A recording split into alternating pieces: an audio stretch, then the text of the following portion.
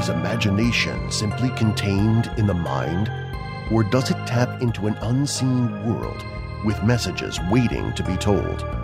There is a place where legends cross over into our world, where strange visions and whispers beckon, and superstition takes hold. Step into the Black Cat's shadow.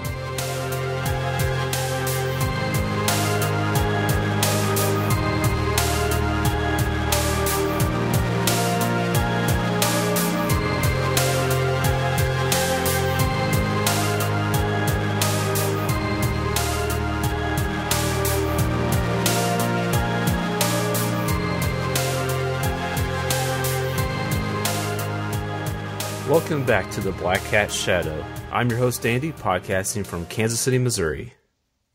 And I'm Phantom Dark Dave, coming at you from the heart of Texas.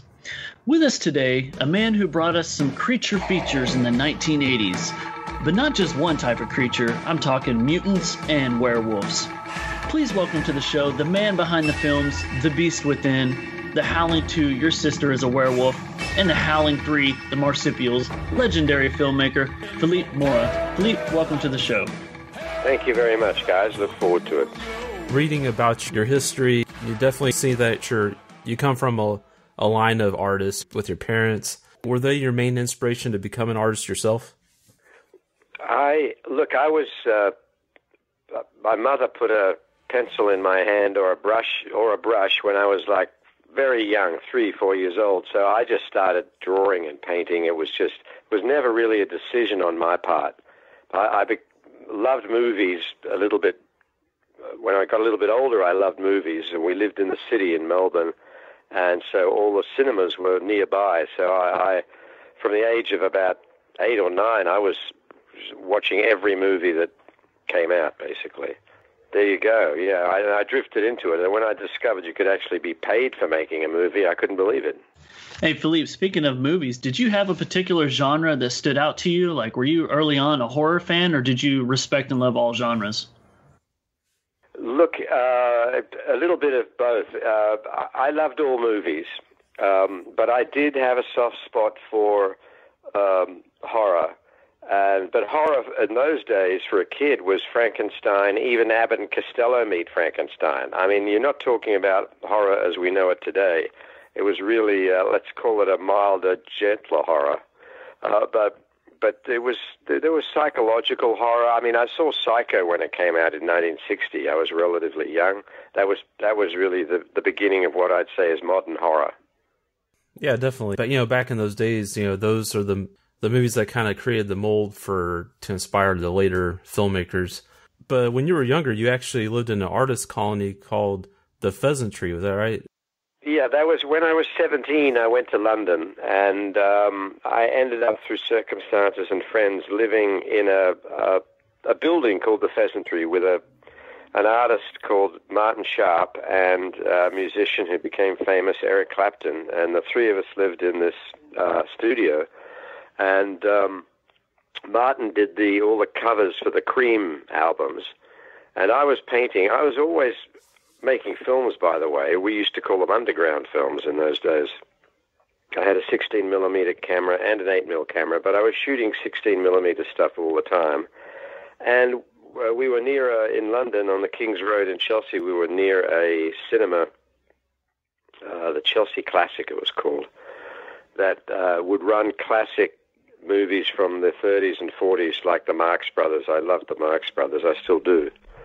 So, movies have always been part of my life. Art and movies is really part of my life. And my dad told me that in Germany in 1933, he was in Berlin and going to Berlin University, and his landladies were Erich von Stroheim's sisters, two funny old ladies, and they would show him letters from their famous brother in Hollywood, and my dad said that actually got him going on movies. He considered if the Second World War hadn't started, he thinks he may have gone into movies. So I think I picked up the baton. Speaking of Marx Brothers, I also like Marx Brothers. What's your favorite Marx Brothers movie? Oh God! Look, if you can pick one. Wow, they're fantastic. Duck Soup, and the one where they go to war, is that Coconuts, or the one where they go to war and there are cannon shells coming through the room? You know the one I mean? Oh man, it's been a little while since I've watched them. That might be the Coconuts. I think I still have that one on VHS. Yeah, I mean the humor in those movies. It's hysterical. Really, if you look at them now, it's incredible. I mean, it's totally fresh. They're obviously improvising a lot, and it was the birth of modern cinema, and technically, and I just think if we're talking about comedy for a second, I love Buster Keaton's movies. And I think as a director, he was unbelievable. And if you look at movies like Sherlock Holmes Jr., where he's a projectionist who steps into the movie and starts interacting with the characters, that's a masterpiece. Yeah, absolutely. And it's funny, going back to Marx Brothers, I think my gateway movie was A Night at the Opera, which I know was a little later on, but that had caused me to go back and watch some of their older ones. And yeah, if anybody, as soon as you discover them, they're hilarious. Hilarious. Yeah. And then you talked about, Erich von Stroheim, and I actually have some of his films too, because I know he did some of the silent film pictures, and then he crossed over and did some other ones like Foolish Wives and whatnot. And so, yeah, he's a legendary filmmaker as well, just a wee bit older. Yeah, he was a brilliant filmmaker, and by the way, a brilliant actor. I mean, I think he didn't he play Rommel in one Billy Wilder movie, and then of course he had a guest appearance in Sunset Boulevard as Gloria Swanson's butler, right? Who used to be her director in the movie. That Stroheim I always loved. Absolutely. He wasn't a Von, by the way. There are like quite a few Jewish film directors who came to Hollywood, like Erich von Stroheim and Joseph von Sternberg, who weren't Vons. But when they got here, it was better. They discovered it was better for your career if you put a Von in front of your last name. So occasionally I'm Von Mora. Exactly. Yeah, we're going to be the how do we do it? The Black Cat Von Shadow podcast now. There you go. We'll get some notoriety. And then let's see. We talked about some other filmmakers in there. I think my gateway for Buster Keaton was The General, and I watched that just on a whim, and I fell in love with it, and I had to go back and watch all of his short films too. And I think The Scarecrow is one that gets to me, and then The Haunted House. You got a good sense of comedy, and I think we see some of that comedy in your movies later on too. Buster Keaton, it was a brilliant, at the risk of repeating myself, as some people say, no risk, he was a brilliant director. If you look at them, if you forget he's the star and you look at them just as movies, they're always incredibly precise because his gags were literally precision gags, like when the front of that building falls on top of him and the doorway just misses him, and I'm not sure which movie that was in. But I can't think of anyone now who directs comedy as precise as that. Yeah, but that's a stunt that everybody tries to mimic too. Yeah, well, he's very influential, and of course Chaplin and Keaton are the two masters of comedy. But speaking of horror, there's a lot of fear in those comedies. I mean, they get a lot of comedy out of terror. I mean, you mentioned The General. Well, I mean, the whole thing is like, will the bridge collapse? And there's a lot of physical stunts. I mean, a lot of humor is based on fear. Yeah, I guess I never even stopped to think about it. But yeah, some of those situations can be truly like reality terrifying. And we know it's a comedy, so we just assume it's going to end well. But being in their shoes, oh man, I would have failed tremendously. Well, the modern horror film does, since we're talking about silent filmmakers, a lot of modern horror did, the origin was early silent movies in Germany. Nosferatu was the first vampire film, really. And the best. And there's a lot of German expressionist horror movies that set the tone, and then a lot of those guys had to flee Nazism and came to Hollywood and started working here. Do you think at any point in your career you would ever make a silent film? I'd love to, but the thing is, raising the money for it is the tough part. Mel Brooks did that silent movie, which was great. Right. But yeah, it's a different art form. It's totally a different art form with no dialogue. I mean, it's very visual. A lot of those great directors,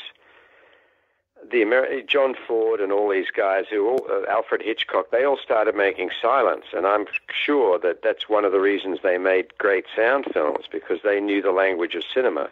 They made many silent movies.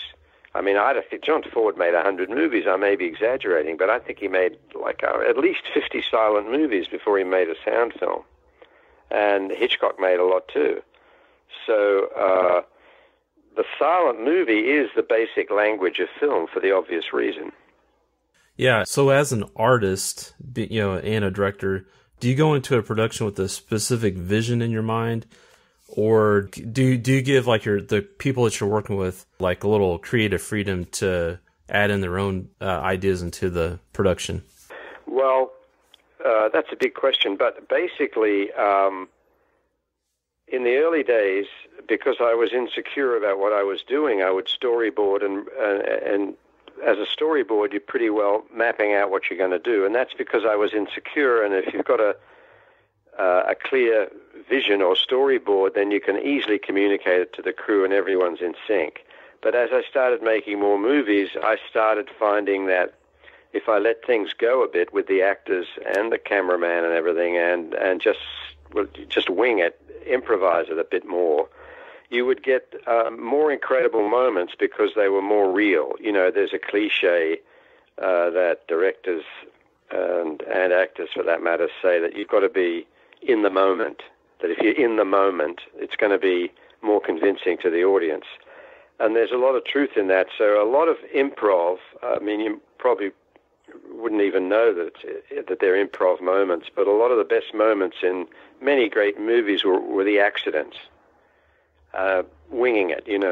I was at a dinner once where Orson Welles made a speech, and he said that, I'll never forget what he said. He said that people ask me, what is a director? And I say a director is someone who presides over accidents. So that's pretty good. I like that. Yeah, that is an interesting way to look at it.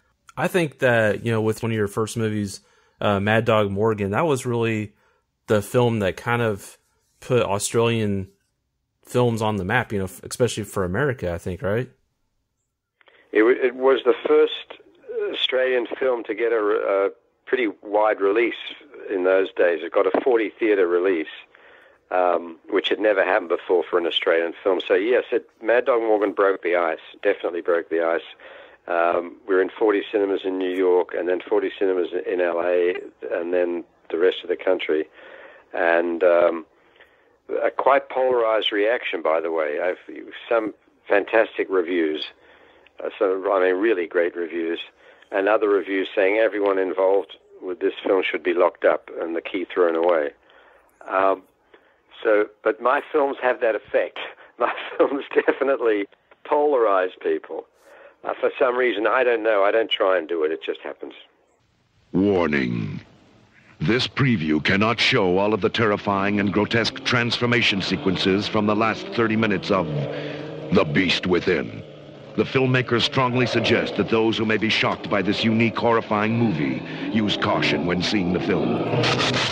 Kind of going down your film resume here, so to speak, is, kind of the next one that comes along for us is The Beast Within, and I think that one definitely has a general consensus of everybody really likes that movie, and you can see why, because the special effects are really great in that movie, and it really harkens back to those monster movies of the 50s, I think. And so, it's really a great film. Well, thank you. Well, that's where I was coming from, the horror films of the 50s. And believe it or not, when it came out, it was really some media thought it was way over the top with the violence and gore.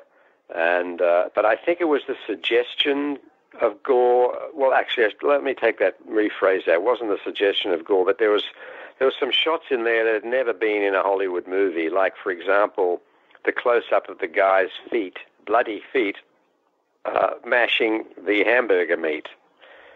That kind of stuff was a bit much for people. I thought it was amusing. I do have a dark sense of humor. But even The Beast Within polarized some critics.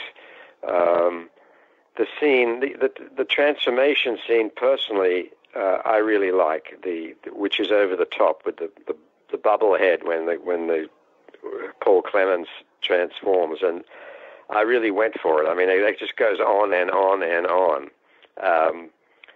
As I say, I do have a dark sense of humor, and I always loved the transformation scenes in Hollywood movies. I mean, the highlight of a werewolf film for me was, as a kid, was always the transformation. So this was a transformation where I had the opportunity to really milk it, because I always thought, he's turned into a wolf and the scene's over. So, but in this we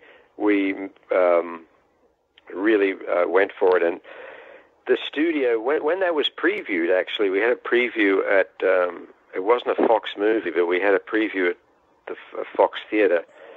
And at that time, no one had seen anything like that, really. And some of the audience started screaming and running out. They ran out of the theater. Studio executive said, you got to tone that down. And I said, why? It's a horror film. And they said, well, people are running out of the theater. And I said, well, that's the whole point, isn't it? We want to scare the shit out of them. And no, it's too much. And so I said, okay, but I never changed it. And I'd never changed it just on the guess that they'd never look at it again, which they never did, by the way. So that transformation scene is uncut. Okay, great. No, that's awesome to know. And something else I was reading, so Paul Clemens, after that, he's wearing this costume. And I think, like, while he's wearing this costume, he can't really hear anything.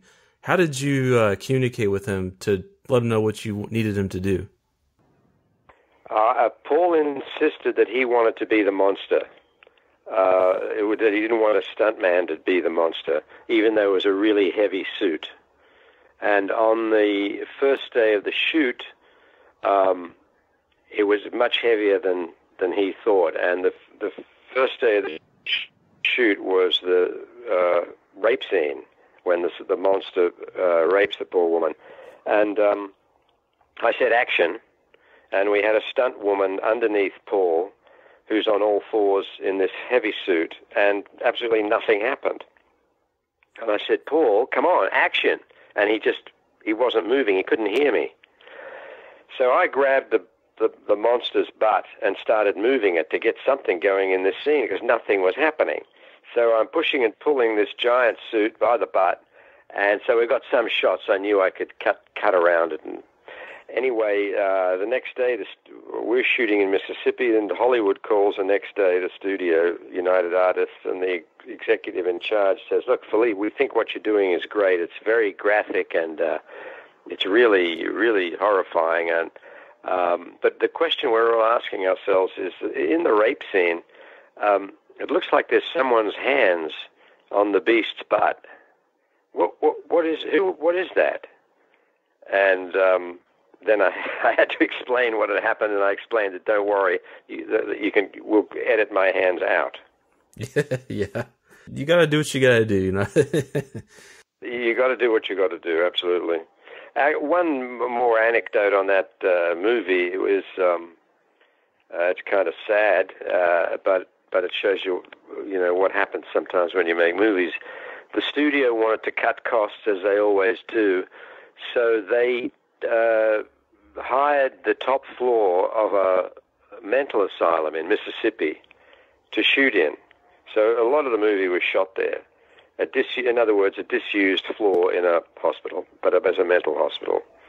And when we were doing the transformation scene, with the bubblehead, as I call it, that we had 4 or 5 of the heads of Paul Clemens. It was quite complicated, installed in this floor. And the crew said, look, I'm filming away, and it was sort of disgusting. And the crew said, can we just go and have a coffee? I said, yeah, go and have a coffee. I'll shoot this with the DP and the effects guys. And then halfway through the shoot of this, I hear behind me, oh my God, oh my God. Oh. I turn around, and there's about 8 women, obviously patients from the mental asylum, because they're in smocks, they're in gowns, looking at this, and I realized, oh my God, these people have crept up here, but they think this is real. They think, because there are lights, it looked like surgery, because they're movie lights. And they probably thought this is their worst nightmares come true. This is what happens to them.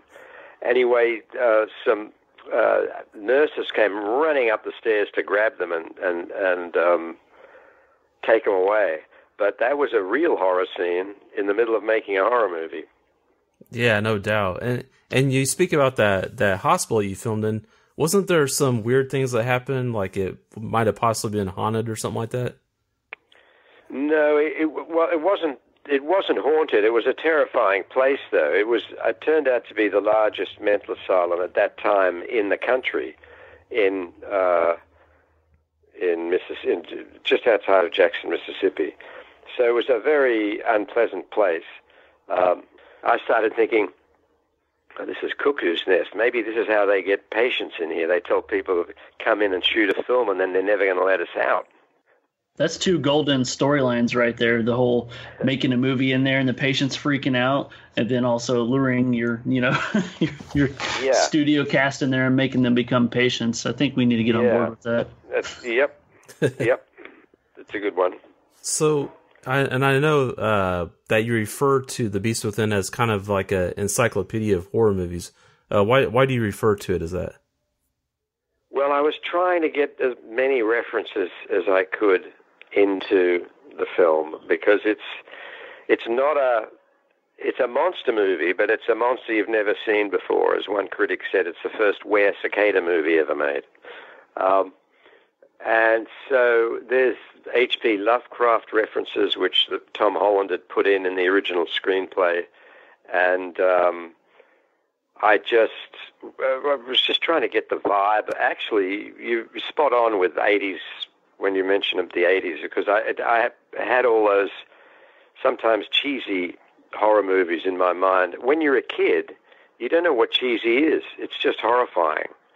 But Les Baxter's score helped a lot, and I got a pleasant surprise last night. Actually, I was flipping channels, and I saw the main credits to Dr.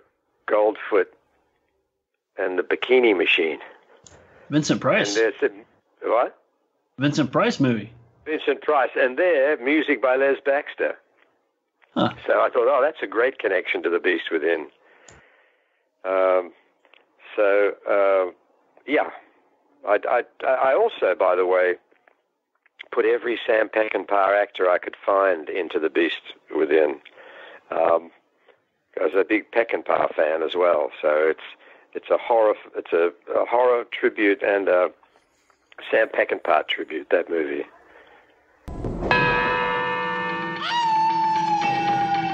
Party time! Ow!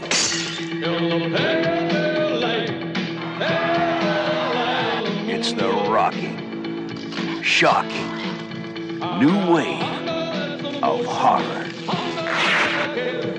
Howling 2. And then that brings us to one of your next movies, and it's the Howling 2. It's the sequel to the original Howling movie that Joe Dante originally did. But I think that this one, and it's one that I love. I mean, I really love this movie, and I think that it's kind of misunderstood in some ways. You originally wanted this to be more of like a tongue-in-cheek like comedy, right? Right. Yeah, well, look, it's totally misunderstood by some, but you know what? Every film is, and especially when you every film is misunderstood in some way, in some part, unless it's really by the numbers. But the thing is, with a sequel, what's always bothered me about sequels is it's a no-win situation from a lot of people for a director, because if you don't copy the first one, the purists and fans of the first one will say, oh, it's nothing like the first one. And if you copy the first one, they say, oh, you just copied the first one. there's nothing original. So anyway, I opted to do something completely different, and the producer, with the producer's blessing, John Daly said, "Yeah, go for it. It's as long as it's crazy and horrifying and whatever, go for it." So it's a totally different story, totally different film, and you know, the other thing about humor in horror is, well, just satire generally is very difficult because some people don't realize it's satire. They just think it's really bad. And that goes to the Howling 3. I mean, you know, we can get to that one, but the best experience about Howling 2, and which gives it an edge, which would be very hard to describe, I think it's viscerally weird, because we shot it behind the Iron Curtain when the Cold War was going full on. We were one of the first Hollywood crews into behind the Iron Curtain after Amadeus and Yentl, and we had some of the same crews, and we had KGB all over us because we were from Hollywood. They thought they wanted to know what was going on, and it turned out that Christopher Lee had been a intelligence officer in World War II. So we believe now, in retrospect, the Russians who occupied the country, I should say this was shot in Prague, which was occupied by the Russians, and the Russian soldiers all over the place. So in retrospect, I'm convinced that they knew Christopher Lee had worked for British intelligence, and they thought he was spying. So we were spied on. Our phones were bugged. I mean, it was an incredible experience, actually. And the local Czechs were tremendous and didn't like the Russians. And I remember the production designer, who I became friendly with, said to me, "Look, the difference between capitalism and communism is that in capitalism, man exploits man. But in communism, it's the other way around." Well, okay. Well, it's it's something to think about. So making it was creepy. The environment was creepy, you know, and you can see the old buildings and all that stuff. A story I tell about that movie is 2 weeks in, the werewolf suits had not arrived. And I called John Daly in Hollywood, and I said, "Hey, you know, what's happening with the werewolf suits?" And he said, "They're on the way, they're on the way." Well, next day, they were on the way. Next day, these 2 big boxes arrive, wooden boxes, stenciled Planet of the Apes. So I opened the boxes, and they're the monkey suits from Planet of the Apes from the 20th Century Fox studio. So I called John. I said, "John, we've got a problem here. This is the Howling 2. Everyone knows this is a werewolf film, and you've sent me monkey suits." And he said, "Oh, Phillipe, you're talented. You figure it out." I said, "This got nothing to do with talent, man. There are monkeys, and there are wolves." And anyway, he hung up on me. And Christopher Lee, who was in the room, overheard this conversation, getting very alarmed. And he said, "Oh, Phillipe, my dear boy, look, I have an idea for you. Tomorrow, do a close-up of me, and I shall explain that before man turns into wolf, he goes through a monkey phase. Man, monkey, wolf. Do you understand?" I said, "Christopher, that's brilliant. That's exactly what we're going to do." So I shot that, and when the film came out, I think it was in Variety, the critic basically said, "Oh, Phillipe Mora's lost his mind with this movie." But there's one really fascinating thing in the movie. It explains for the first time that before man turns into wolf, he goes through the monkey phase. Honestly, I mean, I didn't really, watching the movie, I didn't really notice that they were, and I think the main scene where they're maybe wearing the monkey suits is probably like in the forest scenes where the main actors are walking through the forest and they're being attacked. That's it. That's right. That's okay. It. Yeah. We cut a lot of them out, but yeah. Yeah. I mean, I don't know. I mean, honestly, I didn't really notice that they were like monkey suits. I just, and but like you said, a lot of the shots are kind of the way it's shot in a way where it hides it well, I guess. Well, we shot the wolves. I had to shoot the wolves part when we got back to LA. So in the movie, so there's a lot of close-ups of wolves in the movie because that was shot here in LA. So you don't really notice it. But who the hell knows what a werewolf looks like when he turns into a werewolf? You know what I mean? Right. there's a bit of a license there, I think. Yeah, and Howling 2 also needs to have credit for this whole trend in the 80s of like making monsters like look cool. Kind of like the Lost Boys. Especially with Sturba's sunglasses. I mean, those are great. Well, that's a perfect example of Orson Welles' definition of a director. Because what happened was Sybil came to me in the morning very upset because she had a conjunctivitis. And she said, I can't shoot today, I've got conjunctivitis. And I said, Sybil, just wear sunglasses. You're the werewolf queen. You can do whatever you like. And she said, and she had sunglasses with her, and she put them on. I said, look, that looks fantastic. So just wear them. And that became the poster of the movie. Yeah. Oh yeah. Now I read somewhere that you and Sybil and even Gary Brayner had talked about making another sequel to The Howling or something like that. Yeah, absolutely. Before Gary unfortunately passed away, we were talking about it. We had a couple of meetings, the three of us together. So if the planets align, we will do something. And I do talk to Sybil about it. Recently as 2 weeks ago. So we'll see what happens. Is there any chance you think you'll bring back the monkey suits? I think I'll have to. Oh, classic. I think I'll have to. Okay. Listen, they're in a box on the 20th Century Fox studio, so they're easy to get. A terrifying legend never dies. It lives on. You were frightened in The Howling. And you'll be horrified as never before as the howling terror continues in Howling 3, the most terrifying howling of all.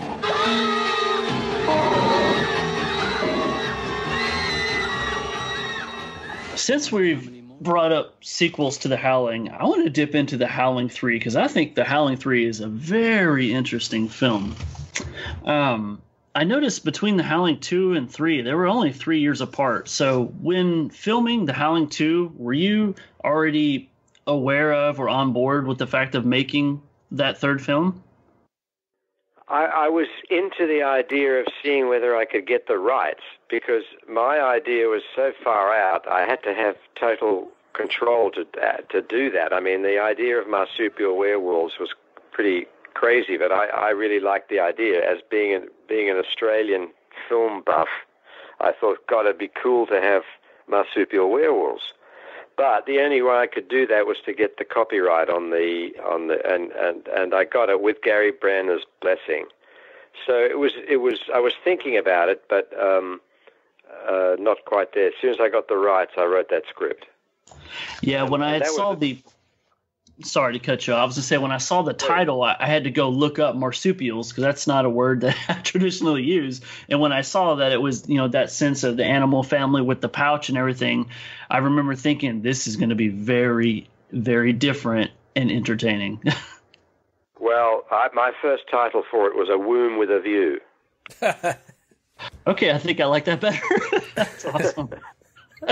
Okay, and speaking of that, so when I hear that, I think of Alfred Hitchcock. And in The Howling 3, there's a Hollywood director who reminds me a lot of Alfred Hitchcock. Was that on purpose?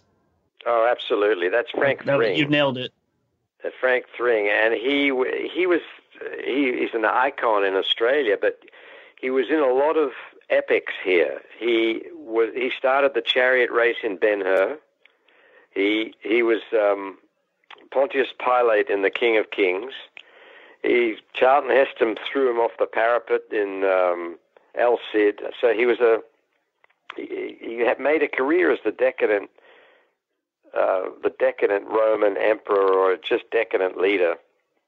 But he was actually a very fine actor, and he was best man at Laurence Olivier's wedding to Vivien Leigh. Oh my gosh! Okay, he did get around. Quite a storied history.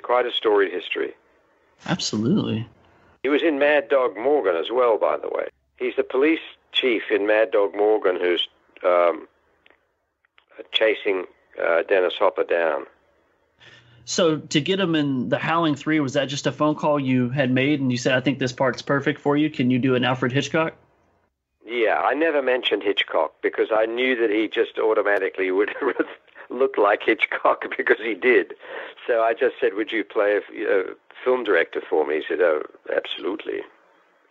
Beautiful. And are you a fan of I know we talked about earlier, you talked about some of the Hitchcock films. Do you have a favorite Hitchcock film, whether it be the silent or the talking pictures? I'm a huge Hitchcock fan, and I think if you're a film director who isn't a Hitchcock fan, you're in the wrong business. There's something, missing there. Because he created the modern language of film in many, many ways.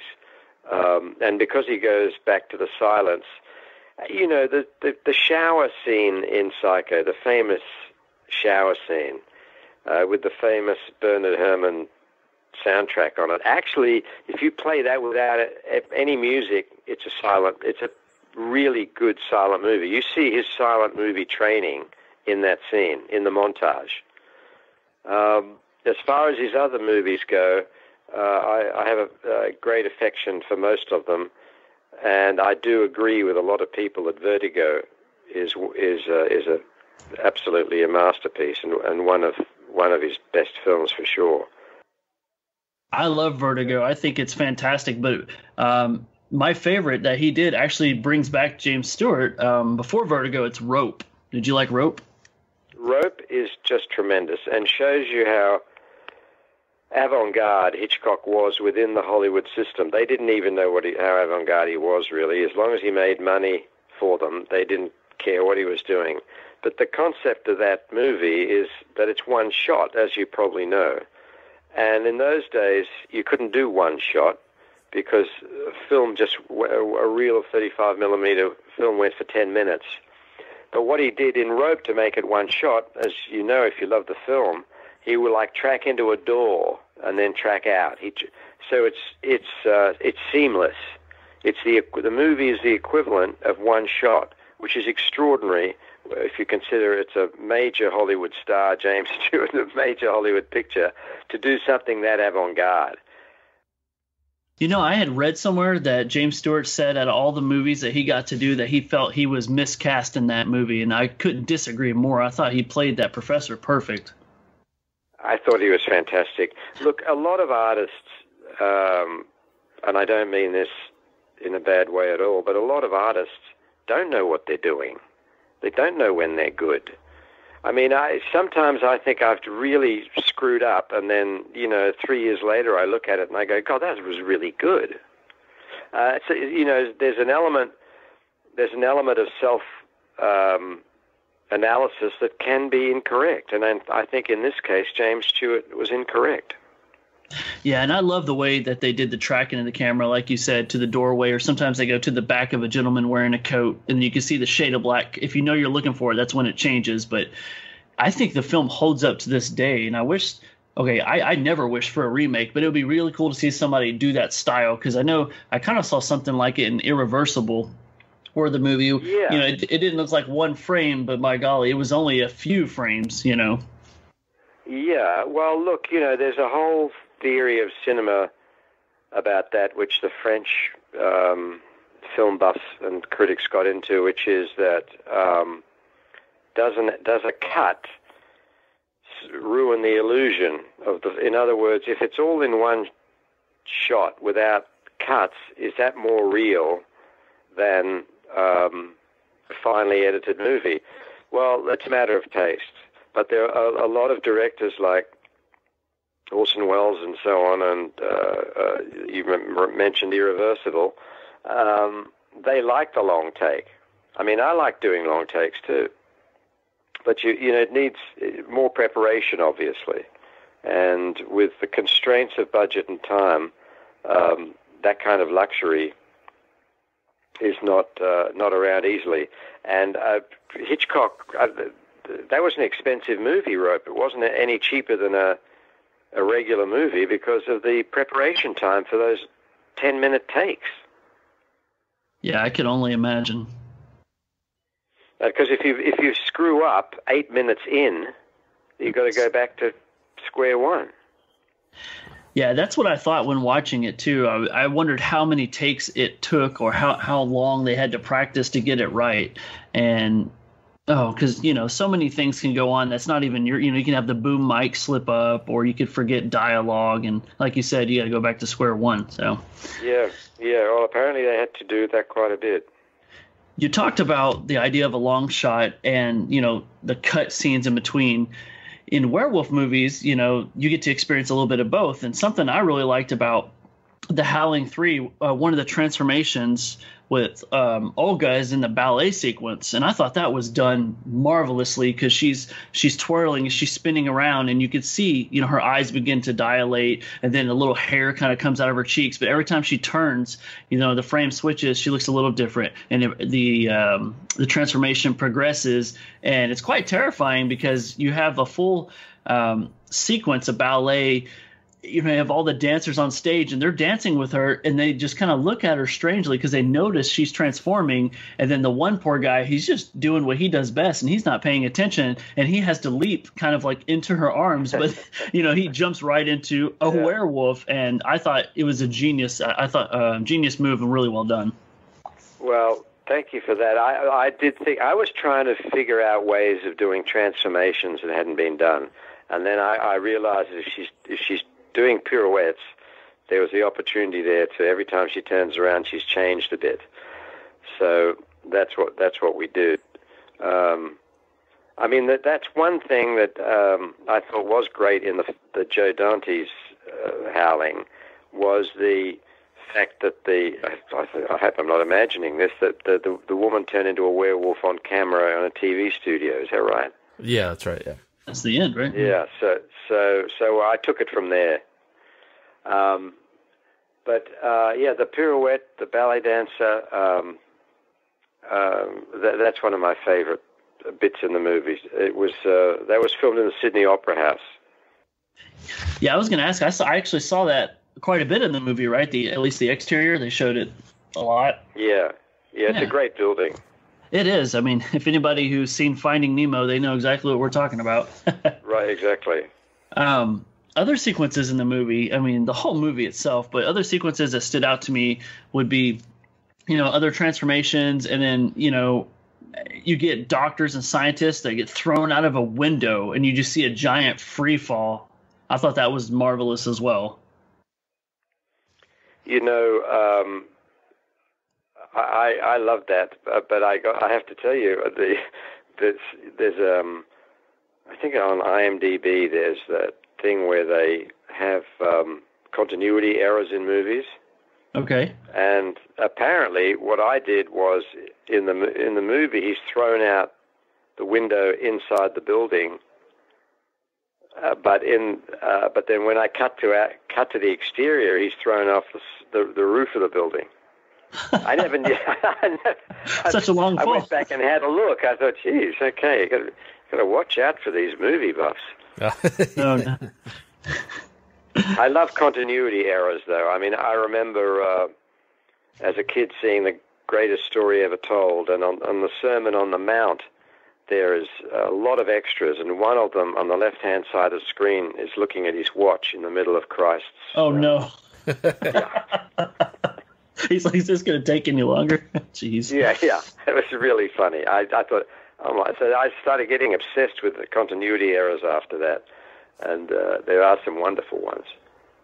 Well, I'm definitely not here to call you out on any errors. Questions I had for you, though, about this movie. I noticed, this is the only Howling film in the entire extensive franchise that has a PG-13 rating, where the other ones have, solid R ratings. Was that something done on purpose, or was that a cutback? No. Look, I'm surprised it got PG-13. because it's got interspecies sex and all kinds of things. It's amazing it got a PG-13. The distributor didn't mind, though, because that meant younger people would go see it. That was a surprise to me. No, I didn't... it's got that marsupial birth scene where the embryo climbs up her stomach and all. I thought that was right there.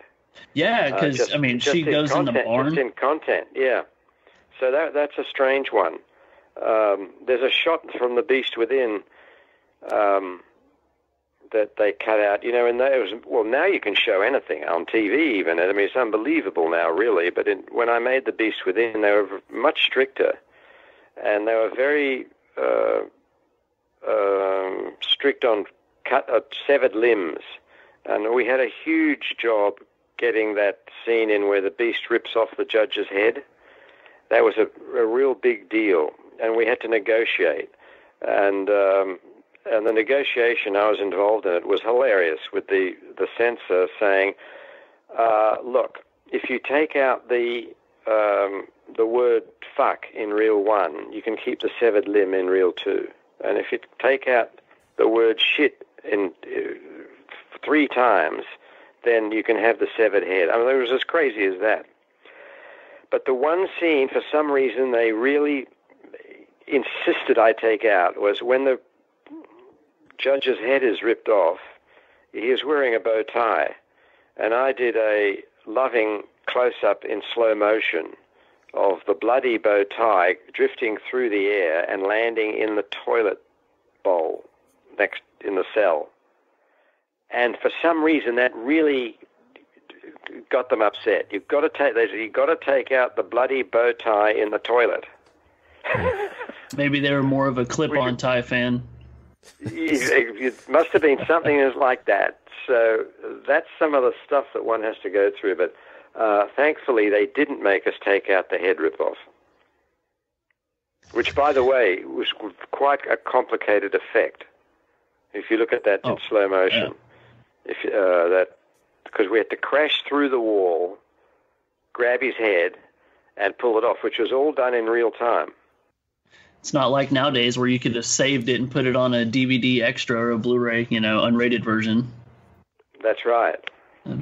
Yeah. Speaking of that, it's also surprising that this film is considered an Ozploitation film, which is an Australian exploitation film, because I wouldn't have figured as much unless you consider, like you said, just kind of the interspecies, relations. But it's not bloody, it's not graphic, but it does set up many scenes where, the creatures are biting the heads and biting the arms, and you just don't see them being ripped off. But again, it just takes us back to kind of the old school monster films where you didn't have to see it. You knew what was happening, and sometimes that helps the film. And I didn't feel that at any point, it detracted from the film at all, that it wasn't, grutaceous, blood splatter everywhere, because I was just impressed with the amount of carnage that the wolves, were after anyway.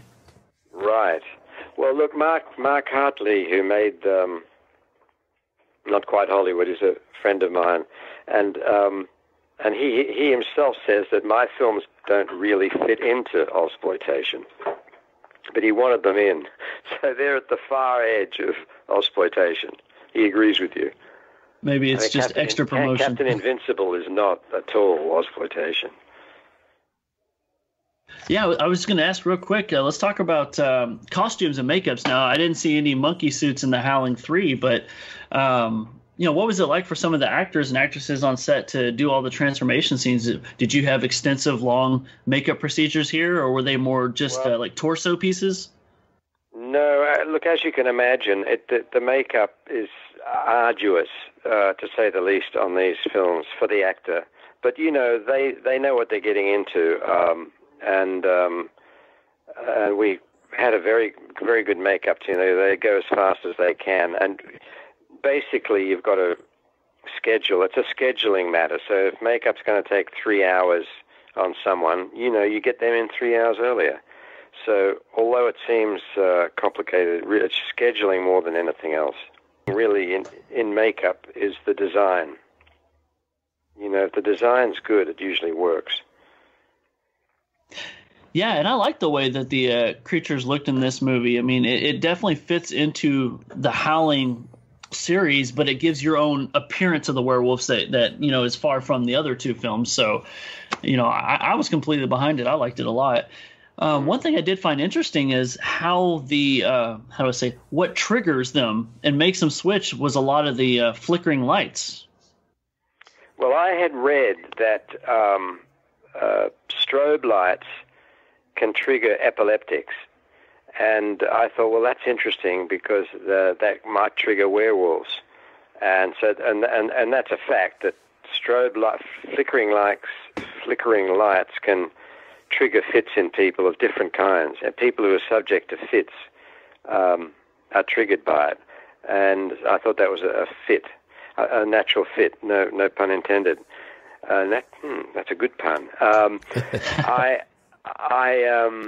I just wanted to mention something about the werewolves, because I didn't know all this until I researched it, but it's kind of relevant to some of my other films, the Nazi documentaries.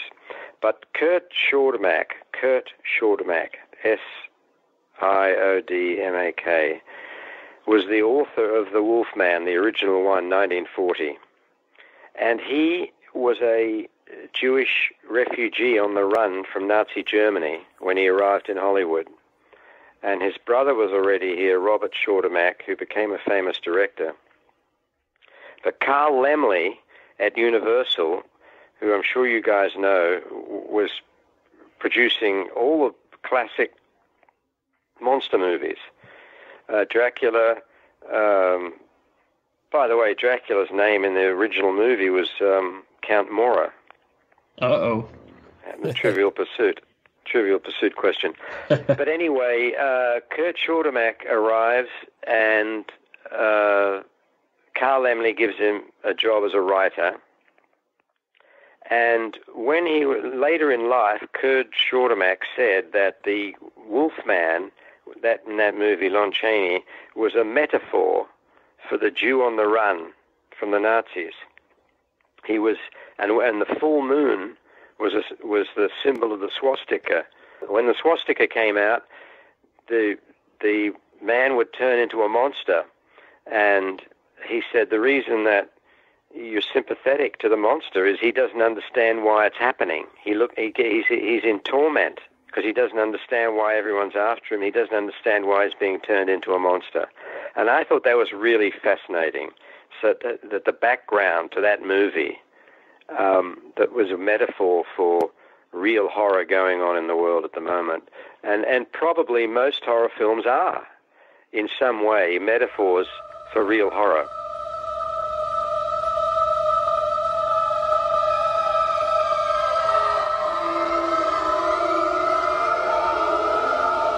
It wasn't a dream. There's a group that meets.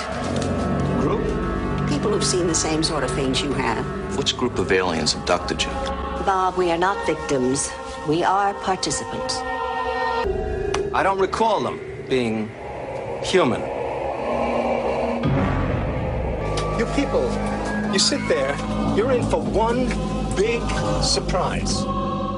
Yeah, and that kind of takes me to another interesting movie that you did, Communion with Christopher Walken.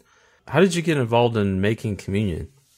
Well, I knew Whitley Strieber, the author, in London in 1970 at the London School of Film Technique. He was a student there. I was not a student. I visited, but I wasn't a student there. Anyway, we became very friendly briefly, but he went back to Texas. And then years later, I saw Wolfman and something else he'd done, and I thought, I wonder if that's the same Whitley Strieber. So I called his publisher. This is the brief version, okay? So I called his publisher and got in touch with him, and we had lunch in New York. And I said to Whitley, "What are you doing? What are you writing at the moment?" He said, "Well, you'll laugh at me if I tell you what's happening with me." I said, "I won't laugh at you."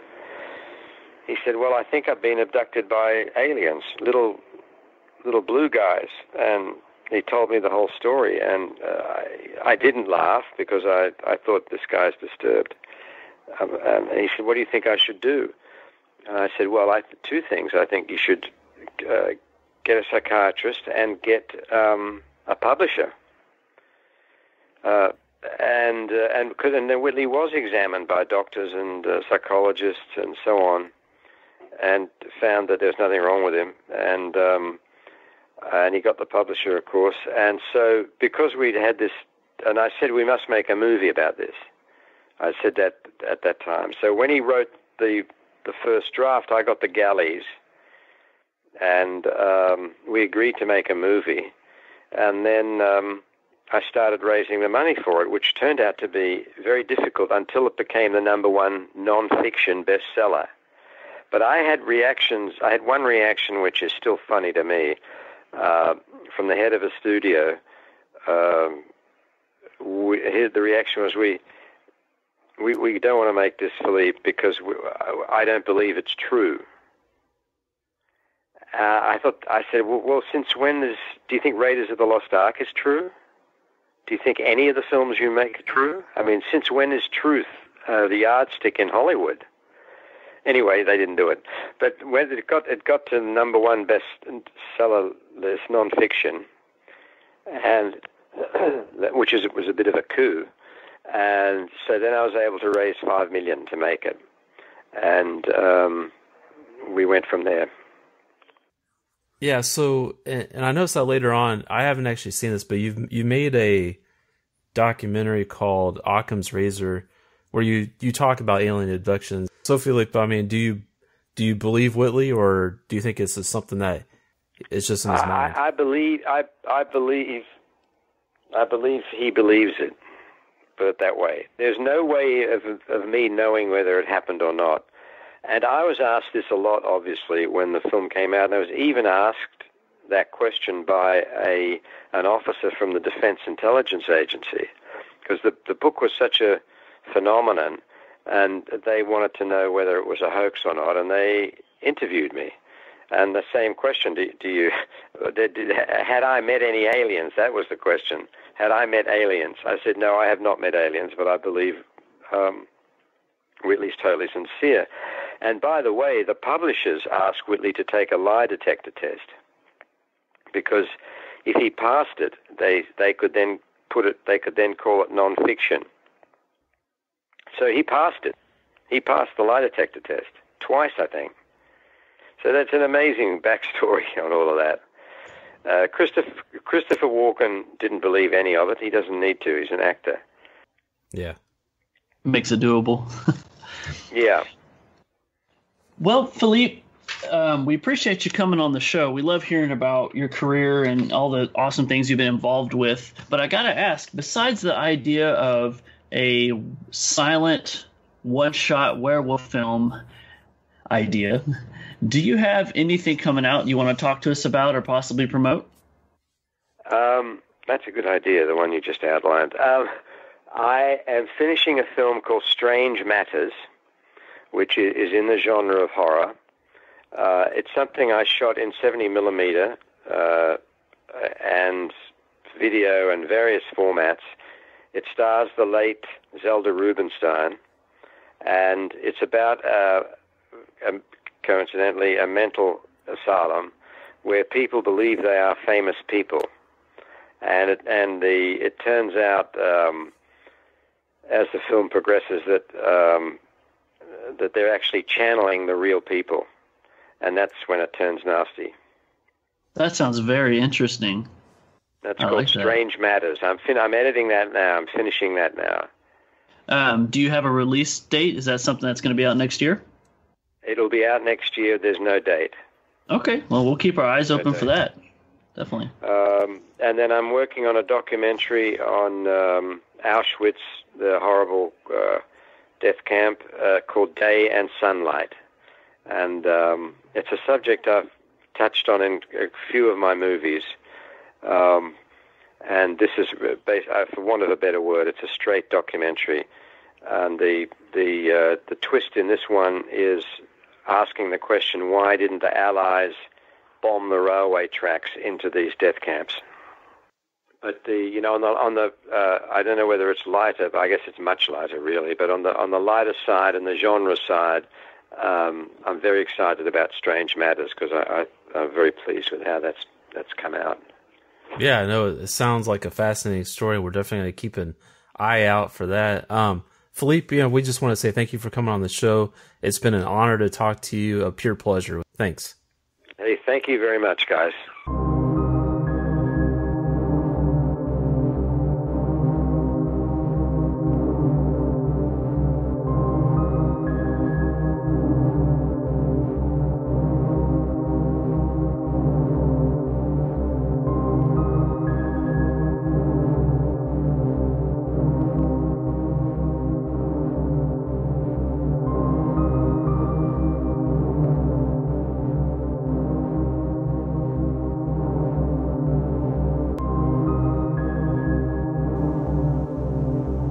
Wraps up this episode. If you enjoyed this episode, we've got plenty more past episodes for you to check out at www.blackcatshadow.com, where you'll find all of our past episodes and the links to download them on the app of your choice. And also on our website, you'll find our movie store where you can buy a movie and help out the podcast. If you did enjoy this show, we'd appreciate you going on iTunes or whatever outlet that you listen to us on and giving us a review and rating us. It really helps out the show. And as always, you can keep up with us on social media. On Twitter, we are at Black Cat Podcast. And you can also find us on Facebook and Horror Amino as well. You can send us an email at blackcatpodcast@gmail.com. And don't forget, this month is our crossover series on the Universal Monsters. We are teaming up with several other horror podcasts. Each show is going to take on a different movie, and us here at Black Cat Shadow, we are going to take on the Wolfman. So that'll be coming out later this month. It'll be me and Dakota taking a look at the Wolfman and also some of the mythology behind werewolves and in different cultures, and we look and see how that mythology is presented in the movie, and we take a look and see how it shows up in real life, if there have been any reported cases of real-life werewolves. As of this recording, the first episode of the series has been put out by Creature Features, that's Chunky Larry over there, and he reviewed The Invisible Man. So after Invisible Man, the next episode in the series will be Dracula, and the Back in Time podcast will be reviewing that movie. And then after that will be Creature from the Black Lagoon, and that'll be on the Terrible Terror podcast. And then after that, it'll be The Mummy on the Paranormal Pativity podcast. And then after that will be our Wolfman episode. And then after our episode will be Phantom of the Opera, and that will be on Dave's Pop Culture podcast. And then the last but certainly not least, Frankenstein will be on the B-Movie Bros podcast. So stay tuned for that. We don't have exact dates, but follow those podcasts on Twitter and Facebook, and you'll see when they release their episodes. So I'm very excited to be a part of this. I'm very happy that Phantom Dark Dave asked me to be a part of it. He is the one that set all this up, so I appreciate his work in lining all these episodes up. And it's going to be a lot of fun. You guys will enjoy it. It's going to be a lot of fun to listen to. So remember, guys, to take a closer look at the world around you, and you may just find that it is stranger and more mysterious than you thought, especially in the Black Cat Shadow.